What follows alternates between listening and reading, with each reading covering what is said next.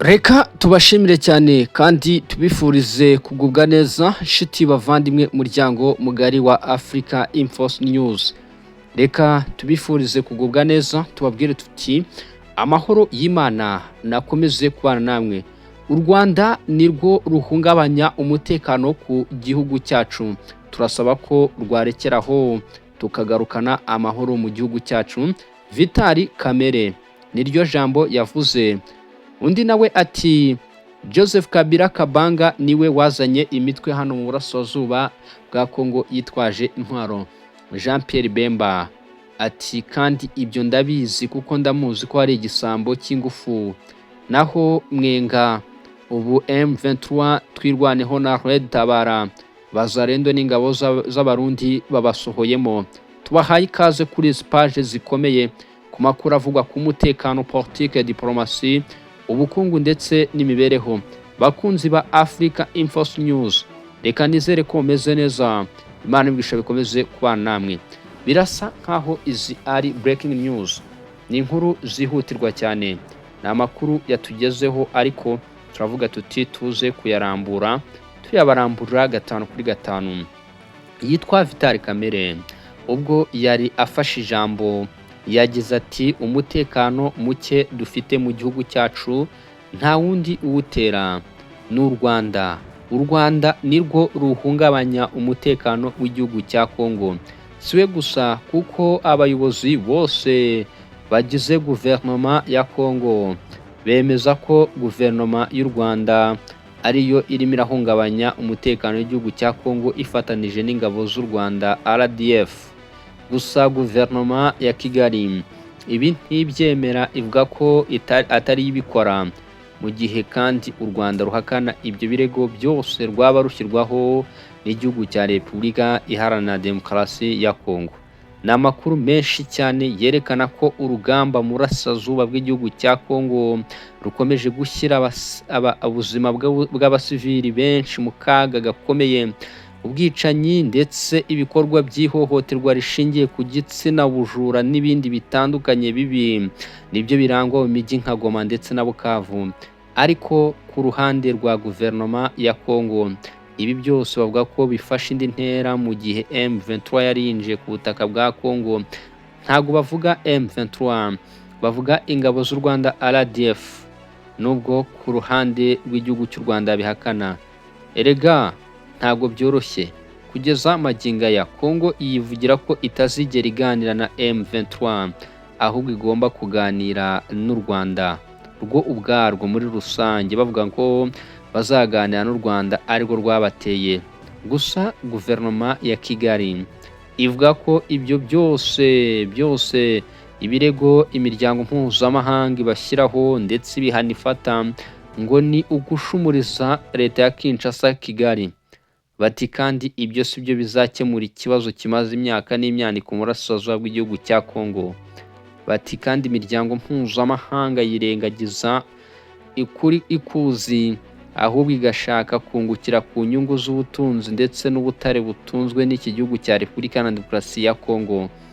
Kongo ni igihugu kuva mu myaka ya za mirongo kirimo kutaka gitakamba kivuga ko amakimbirane ndetse n'imitwe yitwaje intwaro ihora ivuka buri munsi, aho kandi berekana ko ibyo byose ngo biterwa n'igihugu cy'u Rwanda. Gusa u Rwanda rukavuga ko Kongo yirengagiza ikibazo ifite yo ubwayo ikizi, ndetse n'amahanga ngo yakase imipaka nabi akirengagiza ikibazo kiri muri Kongo akizi. Ibi byose rero nibyo bikurura intambara umunsi ku munsi muhora mwumva mu burasirazuba bw'igihugu cya Kongo. Vitali Kamere yongeye nawe gushimangira ko u Rwanda arirwo rwabateye, avuga ati turahamagarira u Rwanda gukura ingabo zarwo mu burasirazuba bw'igihugu cya Kongo tukabona amahoro. Ibyo byose buri muyobozi wese mu gihugu cya Kongo arabivuga.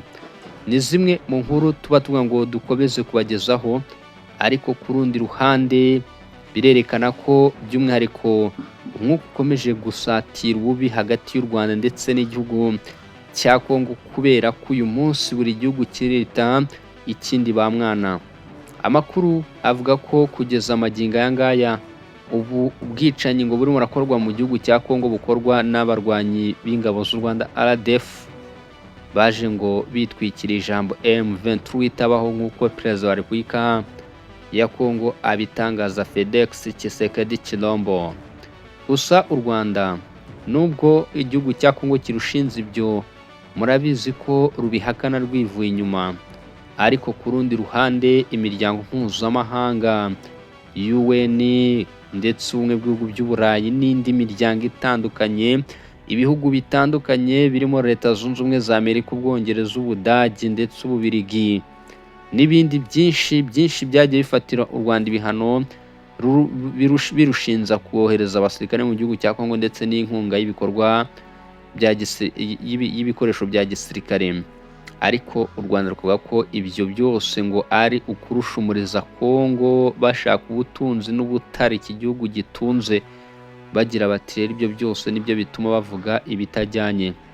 Ibyo ngiye kubitindamo nakubwira byinshi kuko n'umwana uri mu gihugu cya Kongo abwirwa ko uyu munsi umutekano w'igihugu cyabo ukomeje guhungabanywa n'igihugu cy'u Rwanda. Nibyo reka duhinde iyo page ya Vital Kamerhe hano kuko tuyivuze bwakira bugacya n'ejo tukayikomeza. Reka twinjirane ahubwo n'abandi bongeye kwambikana.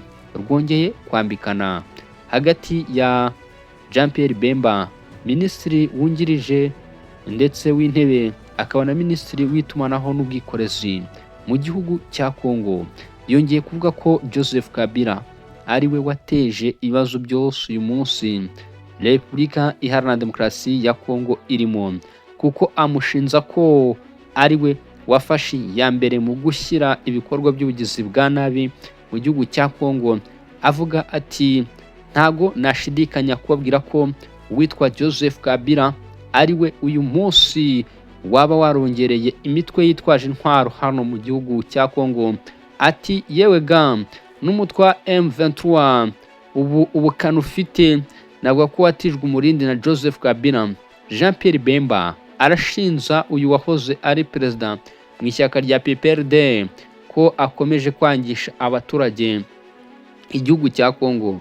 Ati uyu nahanganye nawe ndi inyeshyamba muzi neza kurusha undi muntu uwo ari we wese wamutekerezaho hano mu gihugu cya Kongo. Ati Joseph Kabila ni indyarya, ati kandi indyarya imwa n'indyamirizi. Ati uyu nguyu ni ikirura kiyambitse uruhu rw'intama mu banyekongo. Ati uyu nguyu niwe ukomeje gushyira ubuzima bw'abaturage mu kaga gakomeye cyane. Jean Pierre Bemba ubwo yari mabwira abaturage ndetse y'imbwirwaruhame yababwiraga ko uwitwa Joseph Kabila Kabange ngo akomeje gushyira igihugu mu kaga ndetse no kugikandamiza bikomeye cyane. Nibyo ni inkuru zikomeye cyane, ni byinshi bitugeraho, ariko kandi tukavuga ngo tubibagezeho. Ni uguterana amagambo mu gihe Joseph Kabila Kabanga asaba ko abafite imitwe yose yitwaje intwaro burasirazuba bw'igihugu cya Kongo bagomba kuzinga bakikorezwa bakavana mu gihugu cyabo imitwe yabo yitwaje intwaro, aho kandi ibyo byose abyemeza. Ariko ku rundi ruhande benshi bati avuga nkande kandi ari we ngo uhagarariye AFC. Nabonye koalisiyo y'Abazalendo basaba ko Perezida Tshisekedi agomba kumenya neza ko ngo umwanzi uri mu gihugu bari kumwe, kandi avuga ati abasenateri, abapolisi benshi ndetse abagaba bakuru b'ingabo bose urabizi ko bakoranye na leta yari ku butegetsi ya Joseph Kabila Kabanga. Ati rero kugambana biroroshye. Ni nyuma y'uko uwitwa General Masunzu ngo yarafashe ya mbere agahereza ikamba ryo kuba rero umuyobozi w'ingabo muri Uvira, uwitwa Gervais Kambare ashinzwa kuba yarasize ibice byinshi ndetse no guta mu mutego abasirikare benshi b'ingabo za Congo FARDC. Ibi byose kandi birafatwa nk'amakosa akomeye cyane. Nibyo ubu tuvugana uwitwa Jean Pierre Bemba rero umuriro ukomeje kwaka hagati ye na Joseph Kabila. Soza reka nsoreze ku nkuru ikomeye cyane.